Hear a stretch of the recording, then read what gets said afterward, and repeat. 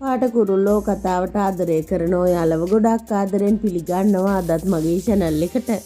මම අද ඔයාලත් එක්ක කතා කරන්න හිතුවේ කෙවින් ඇමතුමක් අරගෙන නිම්නාවිට කියන දෙයක් සම්බන්ධව. ඉතින් වීඩියෝ එකට යන්න කලින් මම ඔයාලගෙන් පුංචි ඉල්ලීමක් කරනවා. මගේ channel එක මුලින්ම subscribe කරලා එකතු වෙන්න කියලා ඒ වගේම like කරන්න, comment කරන්න, තවත් නොදන්න යාළුවෙකුට දැනගන්න share කරන්න කියලා. ඉතින් නිම්නාවි බොහොම හිතේ අමාරුවෙන් ඉන්නේ. එයාට බොරු කරපු එකට. දැන් එයාට වෙන කිසිම දෙයක් මතක නැති ගානයි. මොකද කෙවින් එයාට කොච්චර ආදරය කරාද කියන්න. මේ නම් දෙකක පටලැවිල්ලක් නිසා මේ කෙවින් නැති කරගත්තු ප්‍රශ්න ගොඩක් වැඩි. ඒ හින්දා එයාගේ පවුලේ අයටත් ඒ තාත්තගේ බිස්නස් වලටත් මේ හැම දෙයකම ඒ ප්‍රශ්නෙම තමයි ඇත්තටම බලපෑවේ. ඉතින් මේක සරලව ලේසියෙන් විසඳ ගන්න පුළුවන් වෙයි කියලා හිතලා කල්පනා කළා මේ අය ඒකට වෙලාවක් එනකන් බලා හිටිය එක නිසා තමයි නුරාන් හොඳට ප්ලෑන් කළා මේ විදියට එලි දැක්ුවේ.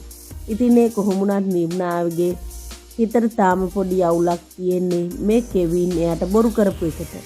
ඒ කියන්නේ එයා ඇත්තටම මංජිත කියලාමනේ හිතාගෙන හිටියේ. ඉතින් මංජිත කියන්නේ දුප්පත් පවුලක කෙනෙක්. එයා ආදරය කරේ ඇත්තටම ඒ දුප්පත්කම ඒ මනුස්සකමට. ඉතින් තවත් එකක් තමයි ෆොන්සේකා සර්වර් ගොඩක්ම විශ්වාස කරා.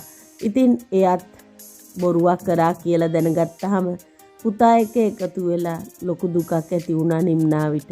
ඉතින් නිම්නාවි හිතාගත්තා කිසිම වෙලාවක මේ ප්‍රශ්න ගැන කතා කරන්නවත් ඉදිරියේදී මේ හැම දෙයක්ම නතර කරලා දාලා ඉන්නවා කියලා. ඉතින් ගෙදර අයත් කල්පනා කරලා බලන්නේ නිම්නාවිට කියන්නේ මේක කාලේ අරගෙන විසඳ ගන්න ඕන ගැටලුවක් කියලා. ඉතින් මේ කොහොමුණත් කෙවින්ට නම් දැන් මේ ප්‍රශ්න නිසා පිස්සු හැදෙන්න වගේ. මොකද එයා බය වුණේම නිම්නාවියට නැති වෙයි කියලා. අවසානයේදී මේක එළි වෙලා උනෙත් ඒ දෙයමයි. ඉතින් ඇත්තටම කට්ටිය හිත හදාගන්න කියලා පොඩි පාටියක් දාන්න සූදානම් කරාට කෙවින්ට නම් ඒකට පුළුවන් කමක් තිබ්බේ නැහැ. ඉතින් කෙවින් නිම්නාවිට ඇමතුමක් ගන්නේ ඇත්තටම සමාව ගන්න හිතාගෙන. නමුත් නිම්නාවිගෙන් ලැබෙන පිළිතුර නම් ඒ තරම් සුවදායක වෙන්නේ නැහැ. මොකද නිම්නාවි කියන්නේ මින් ඉදිරියට දකින්නවත් මූණවත් බලන්නවත් මම කැමති නෑ කියලා. කිසිම දවසක මුණ ගැහෙන්න එන්නවත් එපා, කෝල් ගන්නත් එපා කියලා අවසානයේදී කෙවින්ට කියන්න හොඳටම ඉඩ කඩක් තියෙනවා.